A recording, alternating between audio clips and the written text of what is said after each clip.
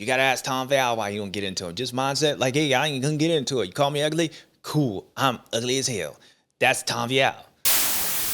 Like, if I'm talking to Chase, I would tell him, keep that same mindset.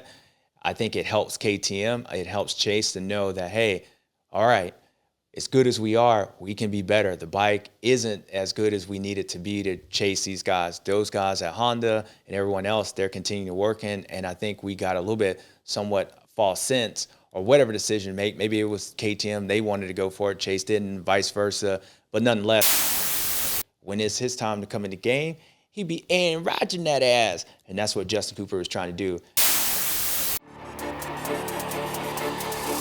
Little James, Bubba. Induct you in the AMA Hall of Fame. But Stewart has found a way to redefine this whole race course. Oh my goodness. Fastest guy I've ever seen on a bike. Will win his second world championship. You can call him whatever you want. He'll still kick your ass every Sunday.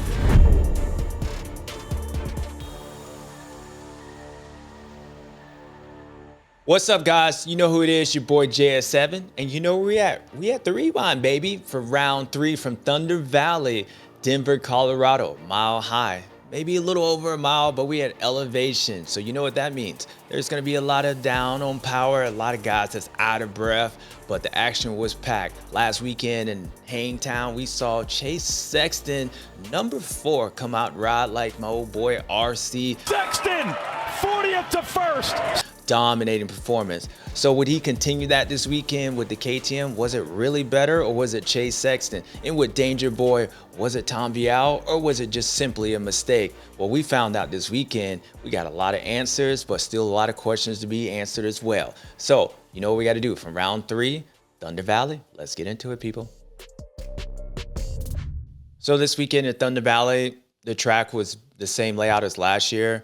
There was one of the biggest differences was it wasn't as deep. So I actually think that it made it better for racing. These guys, it wasn't so, it's always about power, but the lines didn't get as rutted. You know, you have more options, which you saw guys kind of going back and forth, you know, sweeping around the outside, going from outside to in, and making it so you can really actually get a pretty good rhythm. I think Thunder Valley, from when I raced it, it's a weird track. And I was talking to Jason off air, and I was like, it's the one track of the year that can be the easiest race. Like, if you're in a rhythm and you feel pretty good, that race is actually really easy. I don't know what it is. Like, the bike being at elevation makes it a lot easier to ride. You know, if you have pretty good suspension and you just got a good flow like Justin Cooper had, the guys will come off the track and be like, oh, that's one of the easiest races, even though it's at elevation. But at the same time, if you don't got the flow, you'll lead Thunder Valley and be like, that's the hardest race of the year, even over Southwick. And I've been in both. I've had races there where, you know, in 14, I was wide open the whole race. You know, both motos, the second moto, I was coming from the back trying to chase down Roxon. Roxon was on me the first moto, all 35 minutes. And I wasn't even breathing hard. Then I had other races where I came off the track and I had donut powder around my lips because they were so dehydrated. And it was just a difference between I was uncomfortable, the bike setup. So my point is, if you have a pretty good flow, and we always talked about going to elevation, how it's hard for these guys and you got to shift, the power's down. Well, some guys left that racetrack and was exhausted, and some guys left it and was just like, it was another race and it wasn't that hard. So it's kind of cool having Thunder Valley like that. And since the track wasn't as deep, it made it so it really just came down to how the guy felt around the racetrack and had a lot of options for passing. Chase Sexton. Last weekend, we witnessed history, people. We saw one of the greatest rides. For sure, his career, one of the greatest rides I've ever seen. Seen a lot of rides, but that one was pretty special. So, you know, coming into this weekend, he was living on cloud 9, high in the sky. Not literally. I know we had mile high, but you know what I mean. His confidence was really high. So what would happen? Would he come in and just continue that momentum? I felt like Chase, he was in a weird spot because as of last weekend, he rode great. And I think it's one of those things that you can easily kind of get false hope in a sense of, was the bike that much better? Was it Chase Sexton? You know, was it just the KTM? Did they fix the problems from the first race? And for me, when I was watching the race, I was like, No, Chase is making this happen. Chase is going through this. Chase bike looks the same as it was last weekend at Paula. He almost had a few moments, but I think Chase got in the spot to where he was like, forget it. Like after that second moto, he went down, and it just literally was like confidence. And between the tracks, that he was able to get away with a lot of stuff that he wasn't able to at Paula. The acceleration coming out of the corners, and I broke that down in the show. So going into this weekend, when you heard him say he didn't change anything on the bike. One, I'm not messing with the bike very much as far as bike setup, and then two, just having that confidence from last weekend. I think a lot of that was because of what happened last weekend. Like at Hangtown, he went out and he had that dominating performance, and I was afraid that maybe they would think that, hey, the bike is fixed. I don't want to change anything. And so we got to this weekend, Chase's race was going to be dictated on how the track allowed him. Would it be more like Paula, or would it be like Hangtown? Would he be able to ride around it? Because Chase was going to be out there feeling confidence and going for the win and feeling like he can do anything. Well, first moto, gate drops.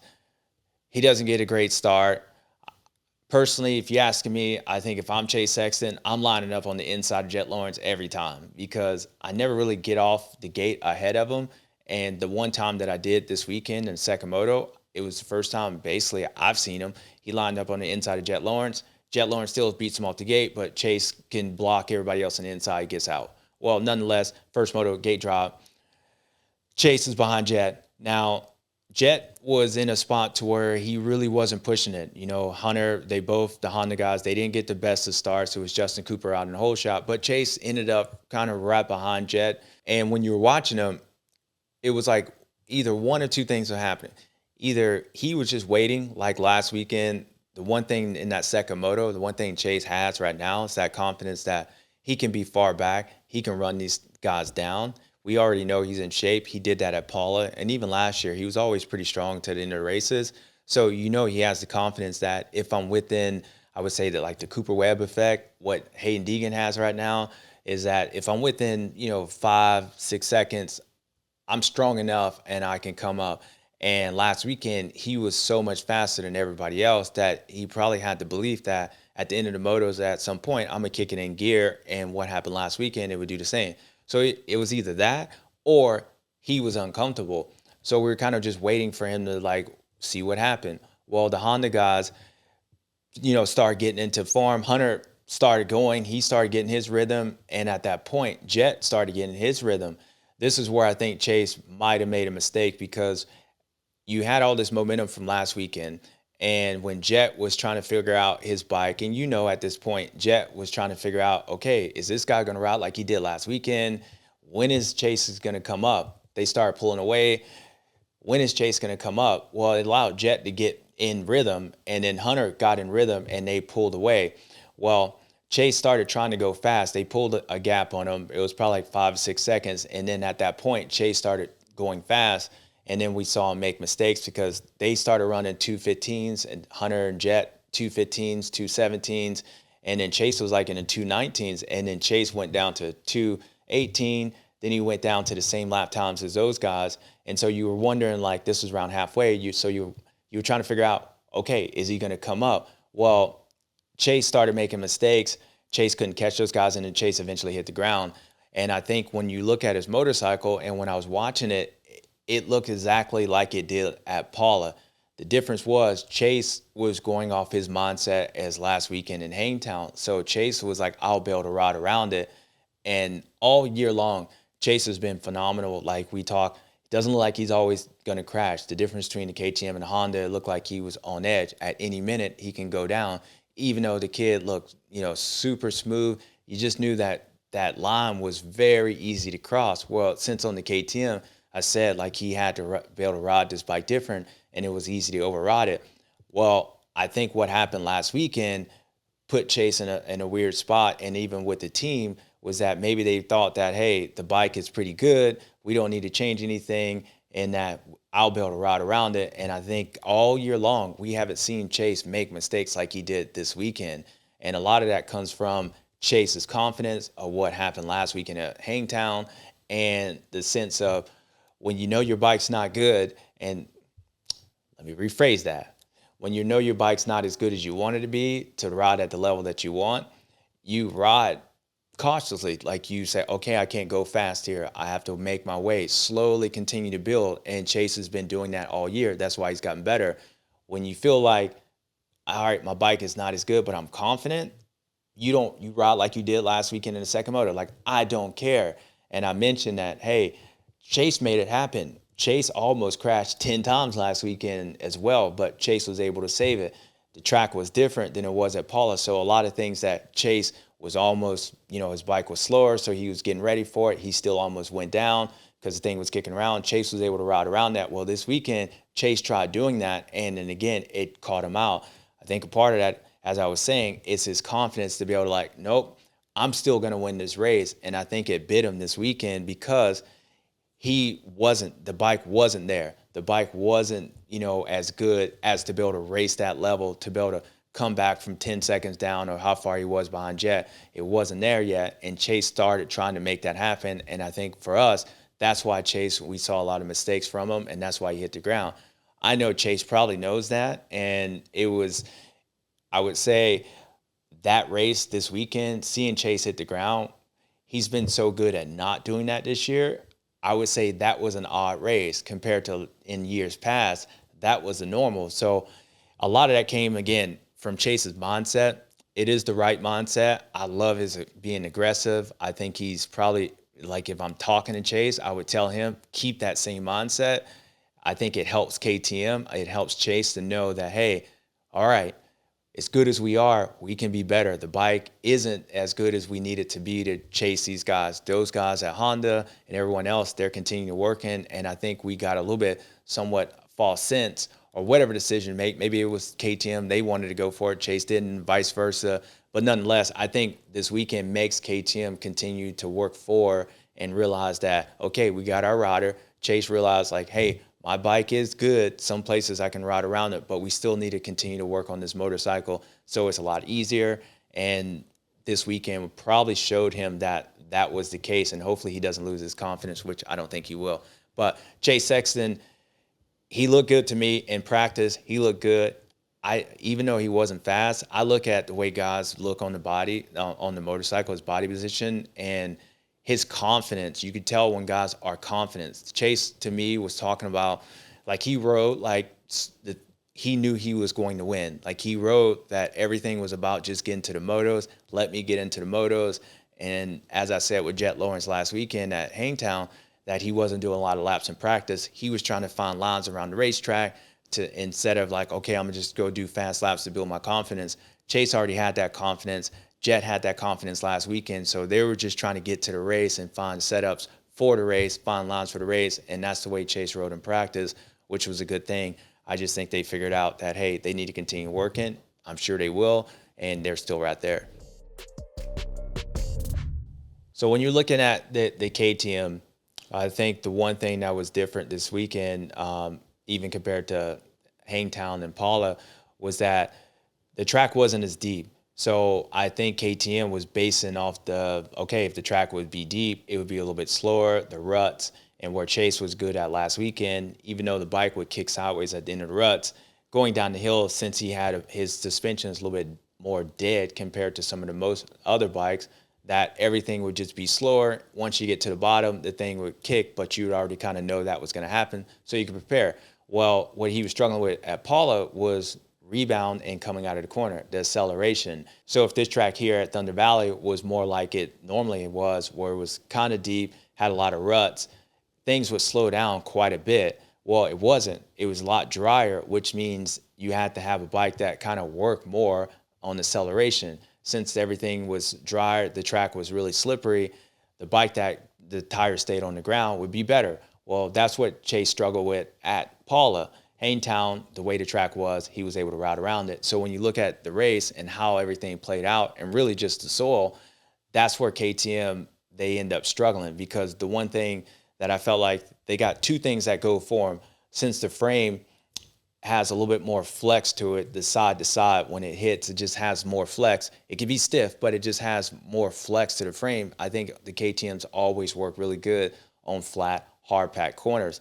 And also, since the bike is a little bit slower than most, the acceleration is a little bit more dead off the bottom. It works well. So when you come to this track, if it was like it was this weekend, it should work pretty good. Well, Chase's the problem again was since his rebound was a lot slower and since he couldn't get the wheel on the ground, same thing he had at Paula, the track was really, although it was hard, it was still fast. Although it was like, really slippery, it was still fast. And they had a lot of braking bumps throughout the corners, which means even though it works pretty good on a lean, the wheel still has to work. So it's almost like he was struggling with the acceleration coming out of the corner, which offset the bike being able to work on the side because the flexibility of the frame and all that, it would be fine. But if the tire's not on the ground, then it really didn't matter. And Chase's issue, you can see his motorcycle. It looked like you took a rock and you threw it across the pond. The thing skips across where, yeah, that's great if you're throwing rocks. But when you need the tire to be on the ground and on the track that has a lot of rocks and traction and bumps in the corners, like you need the tire to follow the ground. And Chase's bike wasn't doing that. You could see it skipping like across the track. Well, that's traction. And when you saw Chase crash, you saw how we saw it coming. Like he came out the corner, the same parts that I'm like, his bike was skipping. You can see it going dot, dot, dot, dot. And then finally it hits and goes back the other way. Really slow, but the same thing was happening last weekend at Hangtown. The bike would go down the hill, that, and then it would go back the other way. Well, this weekend, there was a lot of lean in the way the track is. He struggled with that. So nonetheless, I think the KTM, again, the same issues that they had at Paula was the same issues they had here. The difference was that the whole track it really called them out. Like it brought it out a lot more than even it did at Paula. And I think that's why you saw Chase Sexton struggling. That's why Chase Sexton hit the ground a little bit more. A lot of that was on him to say, okay, I'm going to have to just take what I have today. But I think the right mindset was which he's had. He went into the race with the confidence and he was thinking that he would be able to ride through it. Well, again, he got away. He's only 6 points down and they'll go to fix it. The good thing for Chase is that even going to High Point, even though it's going to be somewhat the same as this weekend, as far as it usually has a lot of ruts, it has a little bit of loose stuff on top, but it has a hard base. So you would think it would be just like here it was at Thunder Valley. I think it's going to be more how Thunder Valley normally is. Like the ruts are usually straight up and down. When you're in the flat corners, there's not a lot of flat corners that don't have ruts in it, where we saw that this weekend. Even though they had ruts, it was still like a pretty hard base to it. Well, High Point has ruts, but it's a little bit, the sole is different, so it has a little bit more traction. So nonetheless, Chase bike should be better. I think it'll be more what they thought Thunder Valley would be, but nonetheless, like they're going to have to fix that acceleration problem because it's been 2 out of 3 races that it has been a problem. And again, when it's like that, the time that you end up losing out of the corners and around the racetrack, specifically how it was in Thunder Valley, it hurts Chase, and that's when he ends up trying to override it, and then things happen. Oh, that's the inside line. We've seen this several times, James, and Sexton goes flying and down. So talking about Chase even more, I think with him, with the first moto, he gets out there and the mindset was, okay, these guys in front, I'm going to try to run them down. Well, we saw what ended up happening. He tries to do that. He ends up going down. So that crash that he has in that sweeper was exactly what I was just talking about, like the rock skipping across the water, like the bike skipping, and you can see it coming. Bike gets in there, starts skipping around, he goes down. So I think Chase realized that, okay, I can't play that game. I need to be in front of them. And my mindset, and I think I even said it on the broadcast, would be he went into the first moto thinking that it was going to be like last weekend at Hangtown. That doesn't go. So I need to be in front of them because that way I can slow the race down. If your bike's not that good, you want to be in front of your competition because then it dictates the race. You can slow the race down. His problem was the first moto is that they were gone. So even running that pace to catch the same pace that Jett was doing, he had to go faster because of the time he lost. And I think his mindset going into that moto was different than it was going in the second moto. We saw Chase being a lot more aggressive. So the first crash was really, look, I'm trying to chase them. Bike doesn't work. I end up going down. Okay, it is what it is. The second crash was his mindset of like, I need to be in the lead so I can shut this race down. I can close it and slow it down. And so he was really aggressive. We saw he came in with Hunter, not to be denied. He was like, take it. I was like, damn. We saw what he did last weekend when he came in. Jeff was like, damn. Like, nah. It was like the Debo thing. Like, no.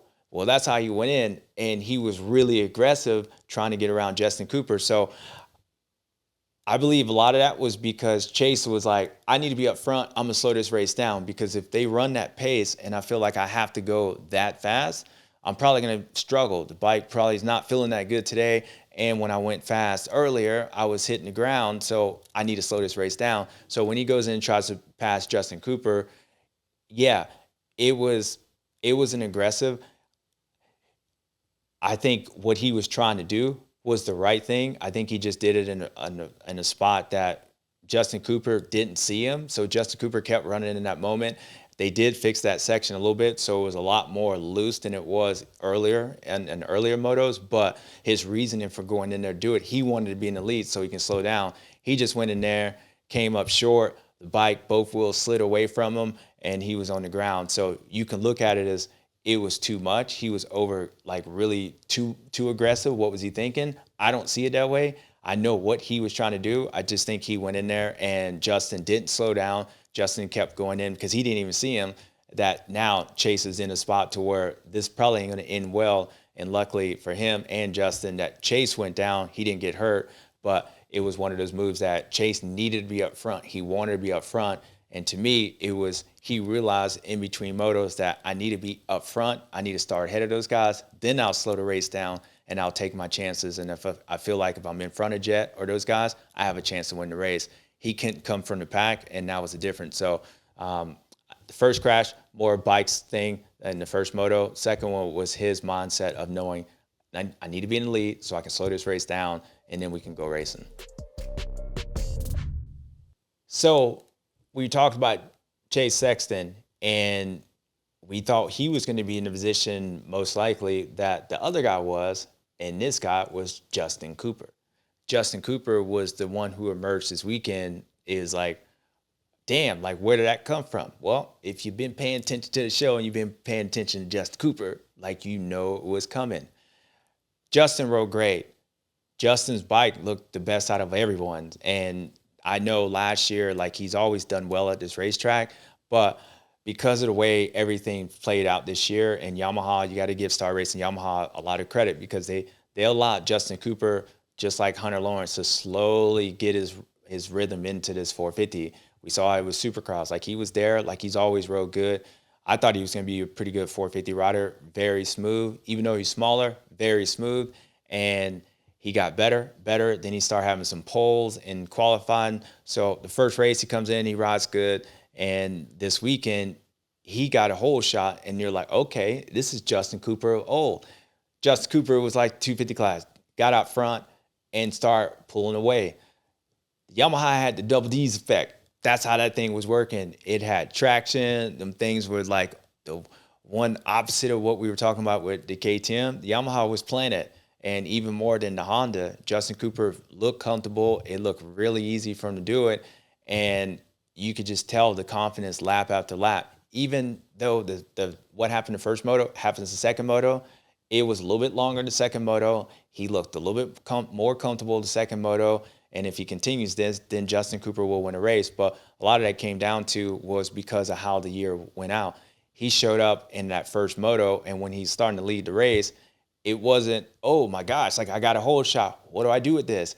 It was, okay, I've been slowly building here. I know I'm already fast, so I'm going to allow this thing to go. And that's why he was out front, and he looked good.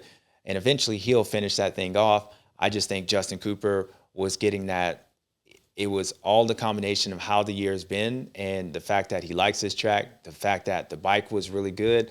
And I said on the broadcast, it was like a rookie coming in to the NFL and gets to sit. Maybe they play some preseason games. Maybe they go in at the second half when the score is out. They get a little bit of play. But Yamaha's focused on Cooper Webb. They're focused on Eli Tomac. Justin Coop gets to sit there and learn from those guys and have no pressure getting up to speed. And eventually, when it's his time to come in the game, he be Aaron Rodgers that ass. And that's what Justin Cooper was trying to do, and he looked good doing it. So expect Justin Cooper to be back. I think this weekend, the way this track is a lot, as I mentioned earlier, a lot like Thunder Valley. So now Justin's got his starts back. He's got that confidence. He's going to be leading some laps, and eventually he'll get a win.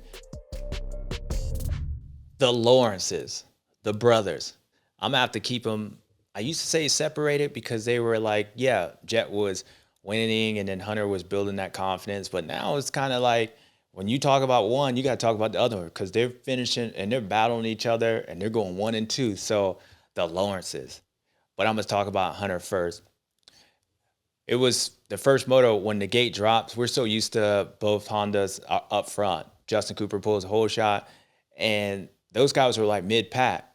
Well, if you watch the start, I was like, there was somebody trying to click it in the gear. Like they were trying to figure it out. Like something went different. And here at the race, like at Thunder Valley, some guys starting second gear, most of them starting first gear. It's the only race of the year that you would do that. And that's how much more the power is, less the power is here at Thunder Valley, where you can take a 450, hold that thing wide open in first gear and start with it. Well, when the gate goes, car goes sideways, Hunter probably clicks that thing in second gear. And then if you look on the side camera, you see him like clicking the bike down, like, okay, oh, shoot. So I'm assuming he goes to first gear. He doesn't get the best of starts considering how all year long they've been up top 3 pretty much or whole shot in the thing. But it was pretty good considering that dude, he was like freaking out on the gate. But we showed it and it was a highlight and I just saw somebody clicking it down on the red bike. So Hunter looked good. When I was looking at him, he looked good in practice, but Jett did as well. I mean, the track in practice was really smooth. But that first moto, it was the most aggressive I've seen Hunter all year long. Like he was really fluid on the motorcycle, but actually like aggressive. He was making some great passes and you could tell he was going to the front. And for his younger brother, it was a perfect spot to be in for Jett as well, which I'll talk about in a second. But Hunter was making his way up front and then eventually they both ended up catching Cooper, but Hunter ended up catching Cooper, making the pass. And then Jett was trying to get around Hunter, but couldn't do anything with him. Hunter looked good. When you look at his motorcycle, you could tell that Honda, they made some improvements. And the one thing I do like about his riding style, which I mentioned before, Hunter sits down a little bit more than Jett. And in certain tracks, it makes him a little bit more versatile. Like Jett mentioned sitting down more in the second moto because he ain't had no legs. But I like the way Hunter does that. And he just has some great lines because of that. Sometimes when you're sitting down, he'll stand up and then sit down in the right part of the corner, which allows that bike to put traction on it. And I just think it's just a little bit more versatile than standing up. Clearly, Jett has a great riding style. Clearly, like both of them, they stand up quite a bit more than others. But because Hunter stands up and down, it allows him to, I would say, be more aggressive to the point to where he can ride that attack mode like the Jeremy Martin more than I would even say Jett. Jett goes fast, and yes, he does attack, and he can ride that way. But when he does that, he almost changes his riding style a little bit. Like he sits down more because clearly you can't be bulldogging it everywhere and standing up doing it. It's like two different riding styles. Well, because Hunter does both, he was able to do it, and that's what he looked like this weekend. The Honda made some improvements. You could see on the lean, the bike was a little bit more flexible. And when you look at Jett and Hunter, I felt like Hunter, even at the first race, Hunter looked a little bit more comfortable than Jett. And if you had a motorcycle that's a little bit springier, bouncing around, you're not really sure what it was going to do. Sometimes sitting down puts that weight on that bike, makes it squat more. And I think that's the difference, that when you look at the two brothers and when you could pick out the difference between the motorcycles, even though they're teammates, even though their riding style is pretty much the same, one sits down more than the other. So it allows Hunter to have the same bike as Jett, but he can make it work differently. And that's why I think when you're looking at Hunter, he looks a little bit more comfortable than Jett did. So Hunter was able to win that first moto, and just what it does for him moving forward. He was obviously confident. I don't think it was if he can win, it was when he was going to win. But I think just moving forward, now that the streak's over with his brother, now he really can race. Jett, chase into that streak last weekend, and I was like, at Paula, it looked like Hunter was faster than Jett, but just that awkwardness of like, how do you end the streak, or where Hunter was, and Paula even worse, having Chase like right behind you. So if you pass your brother, then it might slow his rhythm down. And whether you feel like you can win the race or not, it might allow Chase to get around your brother. And if Chase wins the race and then your brother beats you, but he ends up losing the streak, there was just a lot going on. Well, that's over with. So Hunter's now racing Jett, like racing him. And you can see how aggressive both of them were. Like, not aggressive like they were hitting each other, but aggressive like they were racing each other. And so I think just moving forward, what it does with Hunter and his confidence, and you could see it playing out all year long. He's been like Justin Cooper, you know, just slowly getting in this thing. Now start winning the heat race, starting getting fast qualifying. So now he's at this point. He went through Paula, went through Hangtown, led some laps. So the next step was to win a moto. He won that moto. He didn't get the overall, but he has the red points. You know, he has the red plate, feeling good. I personally think the red plate doesn't really mean that much to Hunter as far as it's going to give him confidence because he has it. Because he won that moto is what gives him confidence. And because like he's been here and he's gotten to the top of the mountain, you essentially, the way the year has been going, just been getting better and better and better, is now Hunter's here to stay. And I always talk about with him, he's, you know, he takes his time to build this, you know, build it. But once he builds it, he's going to be here. And the brothers, Hunter's going to be just like Chase. Hunter's going to be in this championship to the end.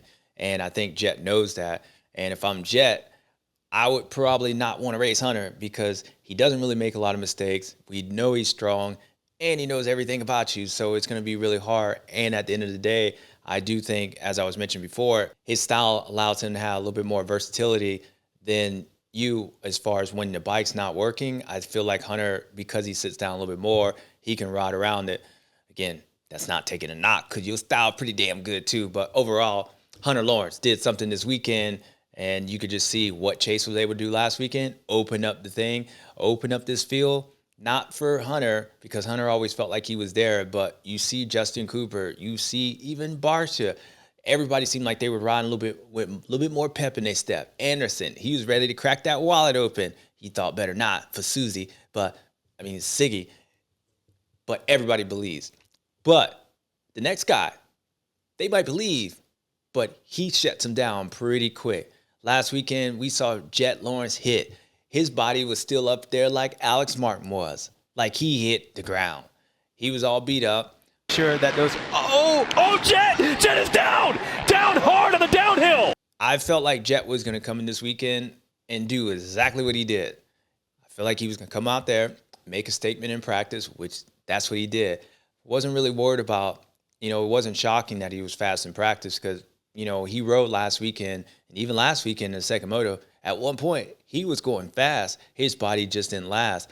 So it wasn't going to be about speed. It was going to be about how did he feel the way the day was. As the day kept continuing, how would it be? And the circumstances worked out perfectly for him. It worked out because Jett Lawrence made him work out. But Chase Sexton, he was struggling with his own stuff. He was really never around him until he was around him second moto. And then they kind of went back and forth. But what it allowed Jett to do, first moto, he's behind Hunter. He follows Hunter all the way through the pack. Hunter was a tow for Jett all day long. Hunter was in front. Hunter was moving to the front. Jett was able to watch his lines.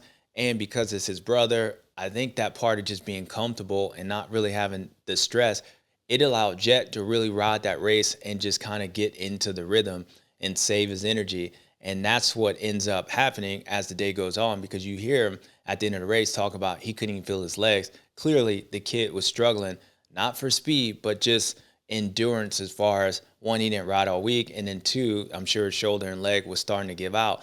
But because the way that the day went, because he rode with Hunter all day long, he was able to follow Hunter, so he didn't have to stress on like, okay, figure this thing out. Like, Hunter's going fast, I'm just follow his line. When Hunter passes somebody, I'm going to pass him, and then I don't have to like have that stress of like, all right, this dude's going to try to take me out, or just being nervous. If that was Chase Sexton, then it would put a lot of pressure on Jett, even if he did the same thing. Even if Jett would have did exactly the same thing he did with Hunter, rode the same, except for that 96 was a 4, Jett would have been more stressed out. It would have just put a different pressure than having your brother. Well, Jett was able to ride behind Hunter all day long, so he got his rhythm. And then that second moto, he got his rhythm. And then once he was able to pass Hunter, he learned everything from him. And the difference is, I think Jett, because he was able to sit back and save that energy, because he sat back and watched Hunter, all the different lines that was working good, all the places that Jett was struggling at, he saw Hunter pull away from him. So when he got in front, he went faster in those areas because he already knew, okay, this is where I'm slow. This is why I'm slow. This is where Hunter goes. So I'm going to go in those spots. I'm going to go a little bit faster, but I also know where I'm faster at. Hunter doesn't know that. So when he passed him, he kind of pulled away, and then he got up to Justin or the lappers or something, slowed him down, and Hunter was able to follow his lines, and then Hunter closed in. And so it really came down to is that Jett was able to follow Hunter all day long. He knew his lines, and Hunter didn't know that until the end of the second moto, which that's why he caught back up, and that's why he gave Jett a run for his money. But at that time, it would have been harder for Hunter to get around him at the end of the race. Jett rode perfect, and he did exactly what he needed to do. And mostly for, I wouldn't say, it's a weird spot because some people think that what happened last weekend in Chase and Jett losing was changing the guard, right? Or I wouldn't say changing the guard, but Jett needed to come back here and establish his dominance. I felt like if Jett was going to do that, it would have been a mistake, because when you look at, if I'm Jett Lawrence, I'm just going to tell myself that, well, the only reason he won because I went down. Like, the only reason he won because I went down. So I'm going to go this weekend, and the one thing I just need to do is just go win. I don't need to do anything else, because usually when I go out and I line up, every time I lined up before, I decide to come 2.5 down this jump, I won. So I don't need to prove anything. And it's easy to fall in that trap, just like we were talking about the KTM and like, all right, should we work on the bike? Or because it's so easy to fall into, well, if we work on the bike, we might make it worse. Instead of being like, well, we need to work on the bike because we can be even better than where we were. Jett needed to not fall in that trap of, okay, I need to go back here and prove to the world that I'm still the man, because I am still the man. And that's what would be my mindset. And when I say Jett rode perfect, that's how he rode. Like, he rode in the sense of, I think because his body was maybe not 100%, it probably put him in a spot to where he couldn't go all out. He had to let the day go. Whatever the reason was, what he did was exactly what he needed to do, because he just rode. He let it come back. You didn't watch Jett Lawrence. He didn't look any different than he did previous races. Like, he didn't go out there trying to prove a point. And if he would have tried proving that point, he probably could have been on the ground or, overrode, got a lot tired. He went out there and just rode. Hunter towed him around the racetrack. He was able to save his energy. But the biggest message that he did was that nothing's changed. Nothing's changed. That's the message that he needed to send. He needed to go out there and do exactly what he did. Nothing but be Jett Lawrence, and he was able to win the race. So for him, moving forward, it's perfect, because I think it sends the message to everyone else outside of his brother, outside of his Jett, really everyone else, maybe in the media, the fans, whatnot, that, look, I'm here. I'm not buying into the fact that all of a sudden things have changed and all of a sudden that I got to be different. All of a sudden, all these things, I'm just going to be me. And that's what he went out there and did. Now, the reason I said Chase, his confidence wouldn't be knocked down, because I think with the bike and the fact that, besides that second motor, he was so far back, like he really never got up there. Just like I said in Paula, when he went down, well, if you don't really race the dude, then it's hard to be like, damn, like, get demoralized because you don't race the dude. If Chase would have been up there and ended up where Hunter was, then what happened last weekend, it would have put a lot of question marks in Chase's head. But the fact is, they struggled with the motorcycle, that he did pass Jett and he was in front of him and he was going for the lead. Then he went down. If I'm Chase Sexton, that's all I'm talking about.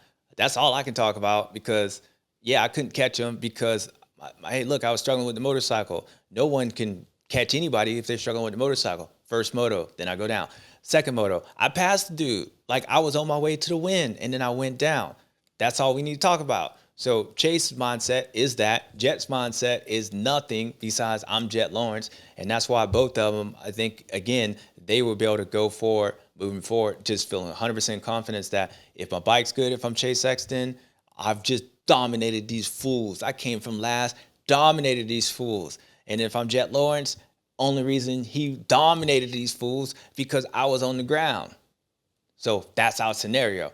That's why I look forward to going to High Point. But at the end of the day, this dude came out and did what he needed to do, and that was beat Jett Lawrence. And he did exactly what he needed to do, and that was beat Jett Lawrence. And he did exactly what he needed to do and beat Jett Lawrence and get what for him, Cole? Hit it for him. Suntan, neck's on fire. Yes, he got the neck burn. Got the neck burn. So look, when people knocked you down, you were like, well, you knocked yourself down. When people thought you got bit by Jaws, you know, you got chunks missing from your legs and you got one arm and you're like, dude, man, I can't feel my legs. I've been there. I can't feel my legs. Man, I've been there way too many times. You still got it done. Sent the message that, look, nothing's changed. It only remains the same. And I'm Jett Lawrence. Yeah. And Lawrence, he has the red plate. It's just your brother. But I'm telling you right now, your brother going to be there and he's going to be legit. So both of you guys, y'all did it.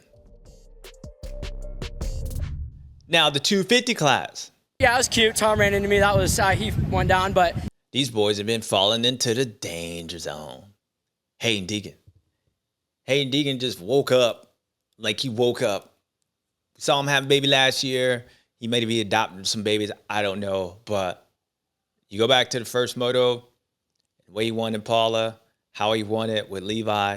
And then really, I would say this series has been based off of one moto. And that was Hangtown, moto number 1. Why? Because, yeah, he won the other one. And he won the other 2 races before. And he had somebody on him. And, yeah, he was sitting back. He knew the dude was going to get tired. He really relaxed. He's been doing that all year long. If you watch Hayden, he doesn't seem like he rushes things. Except for, that, you know, a little bit. Tom put some mistakes in him. He makes him rush a little bit. But that could be a lot to do with, 1, Tom's going fast, and 2, somebody's going fast. You have to go a little bit faster. So not saying that Hayden's being pressured by Tom, but Tom's making Hayden ride a little bit harder than maybe he wants to, which brings out a little bit more mistakes. So that's just the facts. Like you go a little bit faster, there's more chances to say that things might go wrong and you might make some mistakes. You go faster on where your bike's maybe not as good. You got to go fast because Tom's coming up. Might not be him putting pressure on you, but he's just making you ride. But nonetheless, Hayden's been very calculated. So as much as you could sit here and say pressure, it's just he's been able to handle it. So how much pressure is it? Well, going back to what I was saying, Hangtown, Moto 1, why that was such a big deal. Yeah, he won. It's the way he won. Not that it said much for Hayden because we saw, and he knows he's strong. He did it at last year at Wash Eagle. He won that way like strong at the end. I'm going 18,000 seconds faster than everybody at the end of the race. So he knows he's strong. Why was it such a big deal? Because what it said to everyone else, right? It makes them think about you and how they think about you. That's what Hayden's been able to accomplish, and you hear it. He talks it. You hear him in his interviews. I said last weekend, what he's saying, he's talking to everyone else. Like he's talking to everyone else. The fans might not like it. They might think he's saying things. And yeah, he might be, some people think he's crossing the line, whatever. I'm not even getting to that. I'm just talking about what he's saying is not directed towards anybody else except for everyone else. What the hell? And that doesn't make any sense, but it makes perfect sense when you think about it because he's letting them know I own this class. Because of the way he won that moto at Hangtown and being so far back, you got to believe that Chance Hymas was like, this race ain't done until this race is done. And that's the message that I said. Why that race was so important is because of that moment.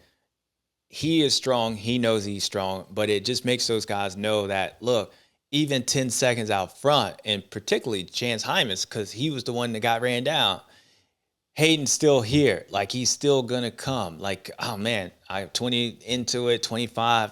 Just never know. And that's what the message that Hayden sent, along with all the other messages that he's been sending. And boy, he's been sending. He should open up a shipping company with all these messages he's sending. But nonetheless, that's what he's been doing.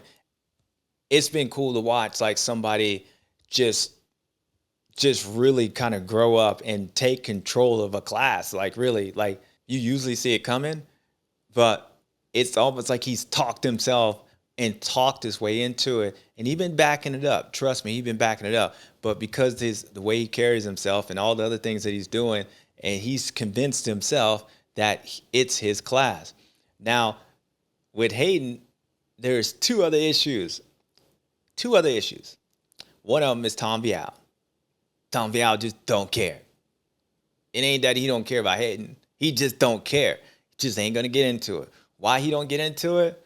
You got to ask Tom Vialle why he don't get into it. Just mindset, like, hey, I ain't going to get into it. You call me ugly? Cool. I'm ugly as hell. That's Tom Vialle. Not saying that he's ugly. I'm not. You know what I mean? Like, you know what I mean. So he just don't get into it. So Hayden can't talk himself. He trying. It just don't really get to him. Now, it probably gets a little awkward for Tom. Like, damn, bro. Like, all right, I didn't gave up. Like, I gave up, not on track, but I gave up since. Like, you can keep talking about mama. I just don't care. Like, you still talking about my mama. So it might be a little awkward that he had to answer some questions or why he went outside when he should have went inside. That was an awkward one, but he said the truth. And that's Tom Vialle. He's like, damn, I forgot. Like, I would have had to make some kind of excuse. I would have been like, didn't you see that bird that flew down there? The cameraman ran across the track. Like, I would have had to lie, people. I'm sorry, I'd had to lie. But Tom Vialle just like, man, damn, I forgot. We're like, damn. All right, well, next. That's him. So Hayden's dealing with that scenario, and the other one I'm gonna talk about him in a second. But it's Chance Hymas, and why I'm gonna talk about him and why Hayden got a problem with him. I'm gonna explain that in a minute. But Hayden's doing everything he needs to do. He's doing a great job, and he's being consistent. And I will say with the 250 class, when you were looking at just past history and with the Lawrences going out, there's one person waiting to step in this door. But I felt like you could win and really have a chance to win this title by just being consistent. If you just finish top 5 in this class, years would the past would say that with the main guy gone, you got a bunch of guys who's up and down. Hayden was one of those guys that even last year, he was really consistent towards the end of the year. So he had that going for him. The reason why I thought Tom Vialle would be pretty strong was because of his attitude and the way he goes about life. He's not up and down. He's just going to be consistent. And he won that Supercross title, and he's better. He's going to be better. He's ridden on tracks. So overall, I just thought Tom was going to be better, which means he was going to be a threat. Consistent, not up and down. And then you had everybody else. So Hayden Deegan came in here, and he continues to win. And yeah, you saw him that first moto. When he went down, he did not want that narrative of what people were thinking, that Tom Vialle put that pressure on him last weekend to end. Why? Because it would have wiped away what he did the previous 3 motos. Frankly, it would have wiped away. And that's why Hayden was all like, look, I don't care. I'm going to hit the ground. I need to pass this dude because everything I've done at this point, I just wait around. Levi going to get tired. I know you're going to get tired. Yeah, you know what? That was cute. All these things, it would have been wiped away if Tom Vialle would have won that first moto this weekend, because it would have said, okay, 2 weekends in a row, yeah, people that you know and you hang out with, you're pretty cool with, but with somebody else, they start putting pressure that you don't know, you still have a crack. And that would have showed everyone else that you got to put pressure on them and that he'll crack. Hayden was like, hell nah. I don't care. Maybe even if that was true, I can't let them think that was true. And that's why he went out and won that moto.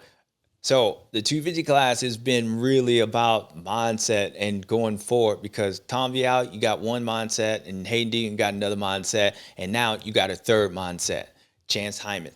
That was that other problem I was saying, Hayden. Why is it a problem? For all my older people out there, you ever seen the movie She's All That? Most of y'all have. And young kids, you haven't seen it? Well, you need to see it. Well, there's a girl in there. Her name is Rachel Lee, something like that. She's a I'm not going to say nerd, but she's not the coolest girl, right? She's not the coolest girl. Everybody overlooks. Maybe she gets picked on. She ain't that cool. Well, she ends up, there's something that happened. A lot of things transpired. Well, she ends up hanging out with the dude that looks the best in school. You know how these teen movies are back in the day. They always end up, there's one pretty little dude out there. Well, she ends up hooking up with this dude. Not hooking up with him like that, but she ends up going out on a date with him. And all of a sudden, she's the prom queen. Now she believes. Now she's that girl. Well, that's Chance Hymas. Chance Hymas is that girl, and she's all that. Why? Because Chance Hymas pulls them whole shots be out front faster than everybody, just like the chick. She didn't know she was so pretty. She didn't know she looked that good until she knew she looked that good. With Chance Hymas, I don't think he believed he was that good until he was able to win this moto. Well, now he went out on a date with that guy. Now he's the prom queen. Now Chance Hymas is all that. So my point is, she's all that. Now allows Chance Hymas to be all that. He went from, he was pretty all the time. He was fast all the time. He just didn't know it. Anyway, he ends up winning this race, dating a dude. Now he's the prom queen. He won the race. So will he continue that? Well, we're going to find out. And I think he will, because Chance Hymas, that dude good. That dude good. They used to call him what? Fatty, fumby, what? Flubber, fumble. Just like the She's All That girl. They used to make fun of her. Look at the chick. She be painting. She coloring. She ain't cool. Well, that's what they thought of Chance Hymas. And now he be leading the prom queen. Yeah, he didn't win overall, but I think this is going to be something that's going to continue and run out, because Chance Hymas, again, is that guy that I feel like he is a generational talent. He just didn't know he was. I would be surprised if he just started winning a bunch of races, because he's that good. Look at the second moto. Man, it looked easy. It looked easy. Saw him last weekend. He pulled, 3-4 seconds in a couple laps at Hangtown, first moto. And then it's like, dang, I'm out here. Like, whoa, what do I do? And a lot of that comes back from, one, just injuries and, other things, just not believing. Well, hopefully this moto allows Chance to believe that he is as good as he really is, because that dude is good. And if he goes back and watch that second moto, the dude was good. Now, I will say this. That race was dictated a little bit when Hayden got into second. He wasn't worried about Chance. I can tell you the way he was riding. He wasn't worried about Chance. If that same scenario happens this weekend, it would be different. I think Hayden would actually start forcing himself to come up, maybe not go as full effect as he did with Tom, but Hayden would ride different now. Chance is second in the championship, and Chance now does have that speed, and Hayden's aware of that. Chance has that speed because they raced each other to be really good. And the only thing that was separating him than Hayden was upstairs, because they both talented. And so we'll find out. So moving forward, I think you got three guys, including the Green Leopard. Levi's still there. He had an off race. But you're going to have these guys moving forward, and then it's cool to watch everyone else go. But as I said, all that, and we saw, look, your mama's so fat. Okay, cool. We saw him. He was running just like his teammate, just both teammates. Maybe the KTM wasn't working as good. I think, look, the difference between Tom Vialle and Hayden Deegan in the race, Hayden was faster all day long, just a little bit faster. Tom bike looked pretty good to me, but he wasn't fast enough to be able to really put a lot of pressure on Hayden. Like, he couldn't close the gap in that first motor. Like, he was there, and he stayed close enough that made Hayden think about it, but he wasn't close enough to make Hayden really start thinking about it. And I think that was because just the way Tom, how he is, I would say probably needs to be a little bit more aggressive, not going in on people, but I think his mindset, he need to slap a when they talk about his mama, really. Like, that's probably what he needs to do, just slap somebody. I think if he has that mindset, then I think he would realize certain situations, certain times that I need to just get a little bit closer, because getting a little closer makes a lot of other things open up. That was that first moto. He was just there. He was just there. He was just there. Just the fact that the way he rode the second moto, he was like, all right, look, I got to go. I'm pissed. I don't think he liked the cute comment. I don't think he liked answering some of those corners. So maybe he did slap somebody mama. Maybe he slapped somebody for talking about his mama between the motos. But nonetheless, Tom Vialle needs to be more like that guy. So again, the only problem for him was that maybe that what his teammates went through when they tried going fast, they got to continue working on the bike, because when he tried going fast, I saw a couple crashes. One, he stalled the motorcycle, and two, I think he went down. So maybe there is a limit, and that's the limit that he found in that first moto. You go over that limit, you start hitting the ground. Nonetheless, I think Tom rode a little bit more aggressive, and it's going to be great to watch him continue to move forward. So you got Tom Vialle, slap somebody when they talk about your mama. You got Hayden Deegan that be talking about everybody mama. And then you got She's All That and Chance Hymas. And it's going to be Chance Hymas. Is he still that? Is he going to be the prom queen or prom dude? Chance, I don't mean no disrespect. I'm just trying to make a point. That's all I am. So you got these three guys. But at the end of the day, we're only talking about one. And the only one we're talking about is the one that keeps winning. We talk about everybody else. We talk about everybody else. But we end up talking about one person, and that's Hayden Deegan because he got another one, and that's 3 in a row. And he's got 24-point lead, and that's all that. So, Hayden Deegan, hit it for him, Cole. Suntan, next on fire. Neck burn. We got the dub. Good job, kid. Keep it up. All right, people, you know what time it is. My favorite time, your favorite time, or your second favorite time. Cues with Stews. Let's get into it, Cole. Brett Lee asks, with Jett at maybe 90% after his crash at Hangtown and still coming out with a win at Thunder Valley, does this demoralize the rest of the field knowing that they have nothing for him if he wants to win? What's up, Brett? Yeah, that's a good question. And most of the time I would say yeah, but because the way things went down and who they went down to with Hunter obviously being Jett's teammate, it doesn't affect him because he knows how good he is. And then he was able to win this moto. I think Hunter feels like it's going to be knockdown, drag out between brothers. So he fine. And the way Chase day went, and because of what happened last weekend, it allows him to continue to believe. It also makes him have to continue, and KTM to continue to work on the motorcycle. So it doesn't really affect Chase as much as if a different scenario would have happened. For instance, if they would have battled each other, at least with Chase, then what you asked, it would have been pretty legit as far as like, yeah, it'd be demoralizing. But because they didn't, how the day went, I think for us, fans, it's the best case scenario. So no, it won't affect them moving forward. Willis626 asks, how is Deegan beating these guys that have way more years and more experience than him? Will be answering a lot of questions, asking a lot of questions. Will, that was a good question, Will. Well, he's beating these guys that's been in that class maybe longer than him, but he's not beating guys that got more experience than him. For instance, guys that got more experience at winning. That's the thing. Like, there's guys that's been in the class, but they don't have experience winning. So when they get up there, just like Levi's won, but he's never been at this position, just like Hayden's never been at this position. You know, he won that world championship last year, the SMX championship, and won some races. But being the guy in the class, we saw how he kind of acted or reacted a little bit in Supercross. He got there, and then it was just different. So Hayden's beating the guys that, yeah, they've been in the class, but the only one that really has the experience is Tom Vialle, which is one of his biggest competitions and why Tom Vialle doesn't get bothered. So everyone else, they might be in the class, but they're all kind of going through the same process together, including Tom. Winning over here is different than winning over there as far as just format, just the way everything is. The competition's just as good, if not better, just as strong. I would say both of them are even.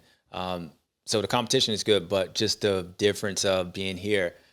But nonetheless, my whole point is he's beating the guys that are going through the same emotions and going through the same things that he's going. So it's more about he's just handling it better because he was able to do a little bit and go through it a little bit in Supercross. I think helps him prepare for it during motocross. So the next time he's ever in that position, he reacts. And I think he's racing against guys that have to go through the same thing. Will G Ski 16 asks, why was Hymas able to pull such a big lead in Moto 2? Was it suspension changes, good start, belief? Will G Ski Will G something. Will, you want to go ski? Whatever. Why was he able to do it? Because he good. He good. I mean, he good. Like I said, she's all that. He's all that. Yeah, I don't think he believed until he believed, and he didn't believe until he crossed checkered flag. Then he was like, damn, I'm pretty good. So moving forward, we'll see how, I would say this question would be more accurate. We can get a definite answer on how these next races go. Like if he starts winning everything, then I would say, yeah, because he believes that he can win now. But I don't think he believed that until he actually did it. I think what happened last weekend was Chance is good. Chance is fast. He got in the scenario that Hayden wasn't necessarily having to go all in and trying to chase him.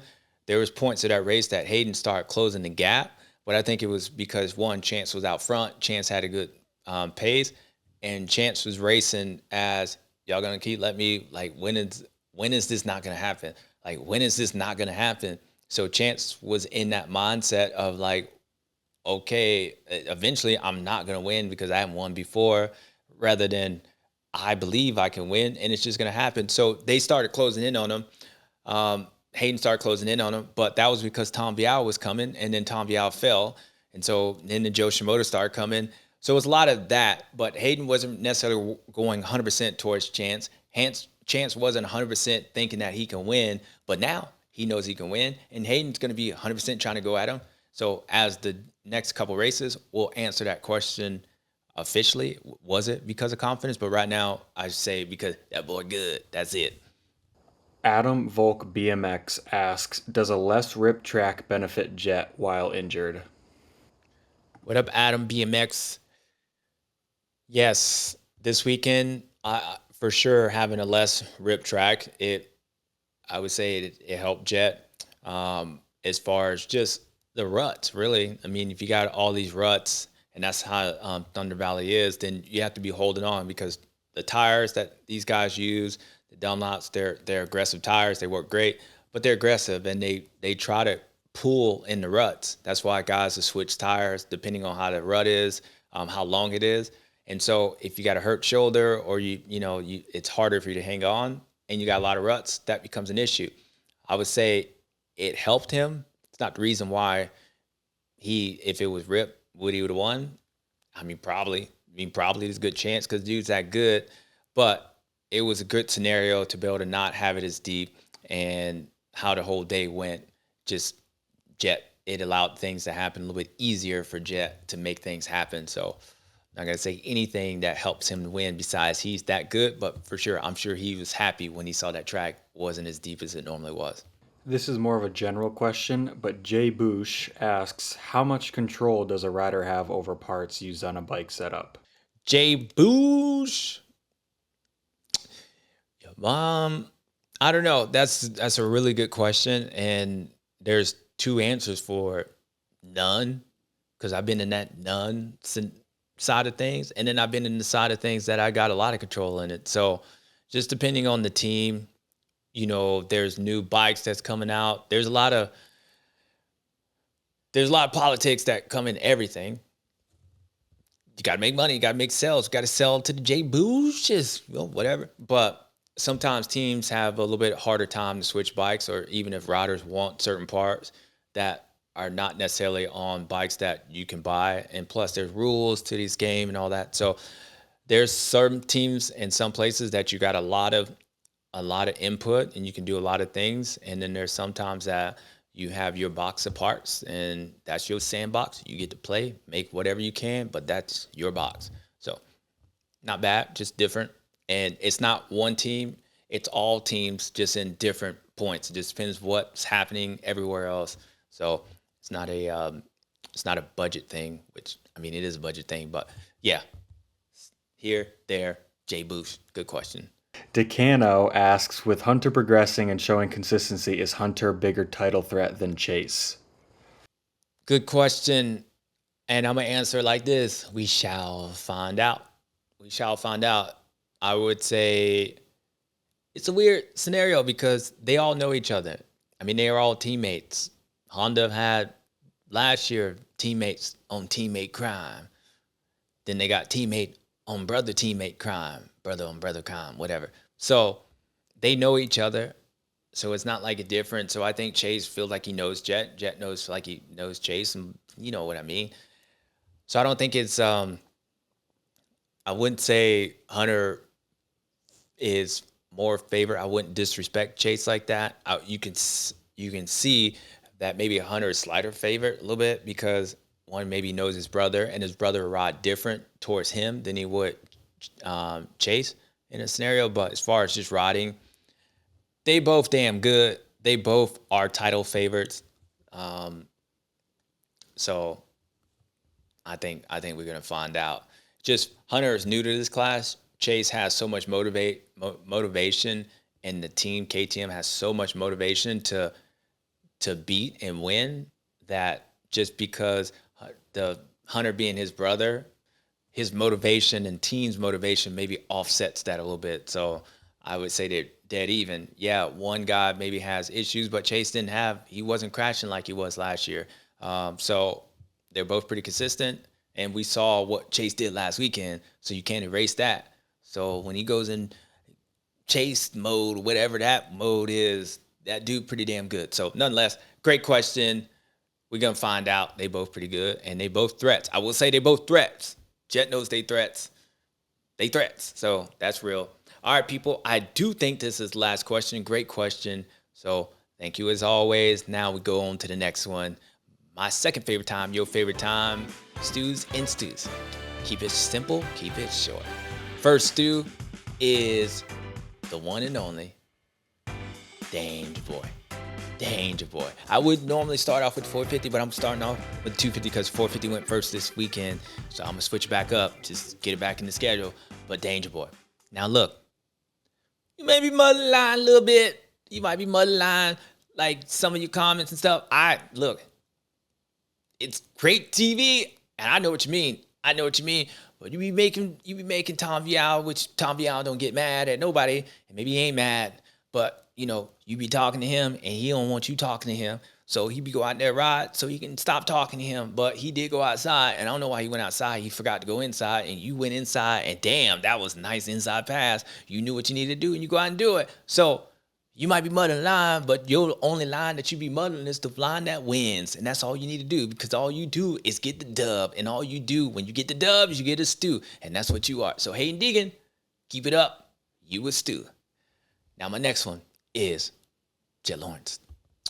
Now, last weekend you crashed. And it was a big crash. And you were on the side of the track. And we were like, damn, that dude crashed. And then everybody was talking about, like, well, Chase came up. Yeah. You crashed, and then you were laying there, and then you got up because you crashed, and then you coming, and then you didn't come up as far as we thought because you crashed. You were hurt. Now you showed up this weekend because of last weekend's crash, and then last weekend's crash made you show up this weekend a little hurt, and everybody was talking. Chase Sexton dominated that race, but the only reason they dominated because you crashed. So you wanted to come in and show everybody the only reason he won is because you crashed. That's it. So you came in this weekend and you didn't crash. And what happened? You won, which makes the sense of the only reason he won because you didn't crash. And when you don't crash, you end up being a stew. And that's exactly what you are. So Jett Lawrence, you a stew because you didn't crash. You hit the ground hard. That was a big old crash, but we didn't see it this weekend. And you a stew just like you was for the previous other times. You winning all them damn races. And I know you're my boy. You didn't want to like make me look bad, 25-0, even though I think I went 32. But look, let's just say we just be even on the track, even in the streaks, because we know we ain't even on the golf course. You keep talking, the streak would have never started because it would have never won in the first place. You would not be a stew against a stew. That just is what it is. And I'm not talking about the track. I'm just talking about on the track, the real track, the golf track. You know what I mean? Anyways, Jett Lawrence, good job. Hunter Lawrence, I'll give you a stew. Chase Sexton, I'm going to give you a stew for what you did last weekend. Sometimes last weekend stews can carry over this weekend. Keep your head up. Everybody else good. Tom Vialle, keep your head up. Slap that bitch, like whatever. Like, don't go outside. Like, don't forget this time. We can get you some fish oil if you need it. Like, whatever you need. So, all y'all stew. Well, that was it from round 3. Well, like I said in the show, there was a lot of questions that was answered, but we got a lot of questions that still need to be answered, and we're going to find out next weekend in High Point at round 4, where your boy going to be there as always. And until then, people, I am done talking. I think the kids are swimming, somebody's slapping somebody, and I'm going to go tell Tom Vialle, slap it. Peace. Mic drop.